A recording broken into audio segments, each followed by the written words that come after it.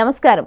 BRK భక్తి ఛానల్కి స్వాగతం. నేను మీ కీర్తి. ఈరోజు మనతో పాటు ఉన్నారు ప్రముఖ ఆధ్యాత్మికవేత్త, జ్యోతిష్య పండితులు మరియు జ్యోతిష్య శిక్షణ నిపుణులు బ్రహ్మశ్రీ నానాజీ పట్నాయక్ గారు మనతో పాటు ఉన్నారు. గురువు గారిని అడిగి మనకున్న సందేహాలని నివృత్తి చేసుకుందాం. నమస్కారం గురుగారు. శ్రీమాత్రే నమః. శని త్రయోదశి రోజు శని దశలు నడుస్తున్నవారు ఎలాంటి జాగ్రత్తలు తీసుకోవాలంటారు గురుగారు? నన్ను అడిగితే ఆ రోజు శని భగవానుడు ఎక్కువ జాగ్రత్తలు తీసుకోవాలి. ఎందుకంటే అందరూ ఆయన మీదే పడతారు పోయి. ఎందుకంటే ఏ టెంపుల్కి వెళ్ళినా కూడా ఆ రోజు పాపం నూనెలు పోసేస్తుంటారు, మొగ్గులు పోసేస్తూ ఉంటారు, ఒకరి మీద ఒకరు ఎక్కిపోతుంటారు. కాబట్టి ఏంటంటే జనాల్లో ఫస్ట్ భయం పోవాలమ్మా. ఓకే గురుగారు. శని ప్రభావం ఉంటుంది, ప్రతి గ్రహ ప్రభావం ఉంటుంది. శని ప్రభావం, శుక్ర ప్రభావం, గురు ప్రభావం, రవి ప్రభావం, ఒక్కొక్కటి ఒకటి ఉంటుంది. కాకపోతే మనం ఎక్కువ కాన్సన్ట్రేషన్ శని మీద చేస్తూ ఉంటాం. ఎందుకంటే మనకి ఇబ్బంది రాకూడదు, అన్నీ మంచి జరగాలి, ఏ రోగం రాకూడదు అనే భయంతో. కానీ ఎప్పుడూ కూడా శని భగవానుడు వర్క్నిచ్చేది ఆయనే. ఫస్ట్ అది గుర్తుపెట్టుకోవాలి.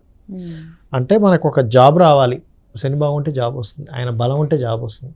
ఒక వ్యాపారం బాగా సాగాలి, ఒక సక్సెస్ రావాలి, ఆయుష్ ఉండాలి. అన్నిటికంటే ఇప్పుడు శాస్త్రంలో ఏం చెప్తారంటే మనకి ఆయుష్, ఎన్ని యోగాలు ఆయుష్ లేకపోతే ఏం లాభం?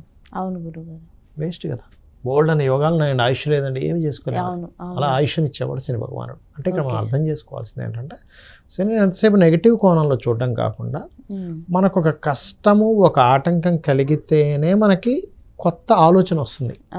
ఇప్పుడు మీరు రోజు ఒక రూట్లో వెళ్తున్నారమ్మా, అక్కడ ఒక రోడ్డు తవ్వకం జరిగింది, అప్పుడు రోడ్డు ఇంకో రూట్లోంచి వెళ్తే అప్పుడు ఇంకో రూట్ తెలిసింది మీకు, లేకపోతే మీకు జీవితంలో తెలియదు. అవును గురుగారు. అలాగే శని భగవానుడు ఏంటంటే మీకు ఒక టీచర్ లాంటి వాడు ఆయన.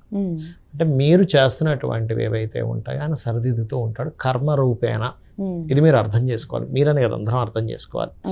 సో మన కర్మ రూపేణ మనం ఏదైతే తప్పులు చేస్తున్నామో వాటన్నిటికీ, తప్పులు కావచ్చు ఒప్పులు కావచ్చు, రెండింటికి ఆయన ఫలితాన్ని ఇచ్చేవాడు ఆయన.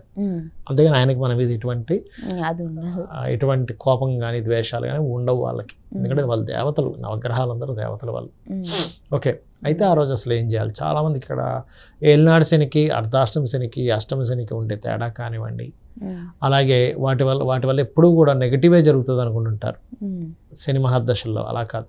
ఇప్పుడు నరేంద్ర మోడీ గారు ఉన్నారు, ఏలినాడు శనిలోనే ఆయన పిఎంగా ఉన్నారు, ప్రధానమంత్రి. అర్ధాష్టమి శనిలో కంటిన్యూ అవుతూ వచ్చారు ప్రధానమంత్రిగా. అంటే అర్థం ఏమిటి ఇక్కడ? ఒక ఏలినాడు శని ఎందుకు పనికిరాకుండా ఏం చేయదు, ఆయన పిఎం చేసి పెట్టింది చంద్రబాబు నాయుడు గారు. స్వర్గీయ ఎన్టీ రామారావు గారు సీఎం అయింది ఏలినాడు శనిలోనే, తులారాశి అయింది. మీరు ఆయన తులారాశికి ఆయన సీఎం అయిన సమయంలో ఏ సంవత్సరంలో తీయండి, తులారాశి దగ్గరే శని తిరుగుతుంటాడు.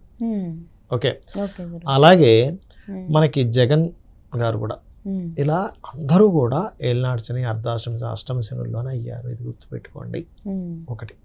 ఇక రెండో విషయం ఏంటంటే మనకి ఎందుకు పనికి రాకుండా చేయడమ్మా, శ్రమనిస్తాడు, ఆటంకాలు ఇస్తాడు. ఎందుకంటే మన కర్మ వల్ల ఆయన ఏదో పని కట్టుకొని ఇవ్వడం, ఆయన ఏదో పని లేక మనకి ఇవ్వడం కాదు, మన కర్మను ఆయన అందిస్తూ ఉంటాడు. అది మనం అర్థం చేసుకోవాలి. అయితే దీనికి ఏమిటి పరిహారము అంటే సింపుల్గా ఏమి లేదు. ఎప్పుడైనా ఏలినాడు శని, అర్ధాష్టమి శని, అష్టమి శని నడిచేటప్పుడు మనిషి పగటిపూట నిద్రపోకూడదు. రోగగ్రస్తుడు, చిన్నపిల్లలు, స్త్రీలకి సంబంధం లేదు. పాపం పొద్దున్నే నిద్రలేస్తుంది స్త్రీలు పిల్లల కోసం అని. వాళ్ళకు ఒక అరగంట గంట పడుకోవాలి మధ్యాహ్నం పూట, వాళ్ళకి సంబంధం లేదు. రోగగ్రస్తులకి, బాగా ఏజ్డ్ పర్సన్స్, 60-70 ఏళ్ళు వచ్చాయి, ఆయనకి నిద్రపోతే సహకరించదు. చిన్నపిల్లలకి సంబంధం లేదు. మంచి ఎంగేజ్లో ఉండి వాళ్ళు మాత్రం మధ్యాహ్నం పూట నిద్రపోకూడదు అని శాస్త్రం చెప్తుంది. ఎందుకంటే శని మందుడు అంటారు. అంటే వీళ్ళు బద్దకిస్తే దాని ప్రభావం పెరిగి మీకు రావాల్సిన ఫార్చ్యూన్, ఏదైతే అదృష్టం ఉంటుందో దాన్ని కోల్పోతారు. ఓకే, అందుకని ఇది చేయకండి అని చెప్తుంది. రెండవది ఎక్సర్సైజెస్, వాకింగ్స్ చేయడం. అలాగే మరొక విషయం ఏంటంటే వీలున్నప్పుడల్లా కూడా నూనెని తీసుకెళ్ళి శివాలయంలో శనివారం నాడు దీపారాధన కోసం ఇవ్వడం. వీలున్నప్పుడల్లా తెల్ల నువ్వులు, నీలం రంగు వస్త్రము దానంగా ఇవ్వడం. గోవుకి శనివారం నాడు గోవుకి బెల్లం తినిపించడం, ఇవన్నీ చేస్తూ ఉండాలి. శాస్త్రరీత్యా చాలామందికి తెలియని విషయం ఏంటంటే శని అనగానే ఎప్పుడు బాధ ఇస్తారనుకుంటారు. కాదు, ఆ శని భగవానుడు మంచి గ్రహాలతో కనెక్ట్ అయితే మంచి కూడా చేస్తాడు. సో ఎప్పుడు కూడా ఏలినాడు శని వచ్చేసిందమ్మో ఏంటో కాదు. ఏలినాడు శని వచ్చింది, స్టార్ట్ అయిందంటే ఇప్పుడు ఎవరికి స్టార్ట్ అయింది? మేషం వారికి స్టార్ట్ అయింది. అంటే వాళ్ళు మేషం వాళ్ళు ఇన్వెస్ట్మెంట్స్ చేసేటప్పుడు కాస్త చూసుకొని చేయాలి. ఇప్పుడు ఓకే. మీనం వారికి జన్మంలో ఉంది. జన్మంలో ఉన్నప్పుడు ఏంటి, నిందలు పడుతుంటే ఆ నిందల్ని తట్టుకొని కూడా ముందుకెళ్ళగలగాలి. ఓకే గురుగారు. అది ఇంట్లో భార్యతో కావచ్చు, భర్తతో కావచ్చు, కొలీగ్స్తో కావచ్చు, ఆఫీస్లో వాళ్ళతో కావచ్చు, ఎవరితోనైనా నింద పడుతుంటే ఆ నిందను కూడా చాలా క్లీన్గా తీసుకోగలగాలి. శని రాశిలో జరిగేటప్పుడు నిందలు ఇస్తాడు. మరి మీనం వారికి జన్మంలోని కుంభం వారికి చూసుకుంటే ధనస్థానంలో జరుగుతుంది. అంటే ఏంటి, ఫైనాన్షియల్ మ్యాటర్స్ విషయంలో కాస్త చూసి ఖర్చు పెట్టాలి. జాగ్రత్తగా ఫైనాన్షియల్ మ్యాటర్స్ జాగ్రత్తగా మేనేజ్ చేసుకోవాలి. ఇక ధనస్సు వారికి అర్ధాష్టమ శని, ధనస్సు రాశి వారికి అంటే ఏమిటి, ఏదైనా కన్స్ట్రక్షన్ చేస్తున్నాం, వాహనం కొంటున్నాం, గృహం కొంటున్నాం, ఒక్కోసారి మనం ఏం చేస్తాం, ఓవర్ బడ్జెట్, ఓ 40 లక్షలు ఉందంటే 40 లక్షలతో ఆగం, ఓ 50 లక్షలతో అయిపోతుంది ఇల్లంటే లేదు ఇంకో 2 ఫ్లోర్లు వేస్తానంటాడు, ఇంకో 20-30 లక్షలు ఎక్కువ పెడతాడు. ఆ అప్పులు, అది వాస్తుపరంగా ఏదో దోషంగా ఉండేది కట్టుకోవడం, ఇట్లాంటివన్నీ జరుగుతూ ఉంటాయి. అదే తల్లిగారు అనారోగ్యంతో ఉంటే దాన్ని కొంచెం ఏం కాదు తగ్గిపోద్ది అని కూడా అది కొంచెం పెరగడం, ఇట్లాంటివన్నీ వస్తుంది ధనస్సు వారికి. మరి అష్టమ శని ఎవరికి అంటే సింహం వారికి లేట్ అవుతుంటాయి పనులు, అదొక్కటి చూసుకోవాలి. ఇవి చూసుకుంటే సరిపోతుంది. ఓకే. ఇక చాలా మందికి ఏలినాడు శని, అర్ధాష్టమ శని, అష్టమ శనితో పాటు శని దశలు నడుస్తుంటాయి. అది ఒక 19 years ఉంటుంది.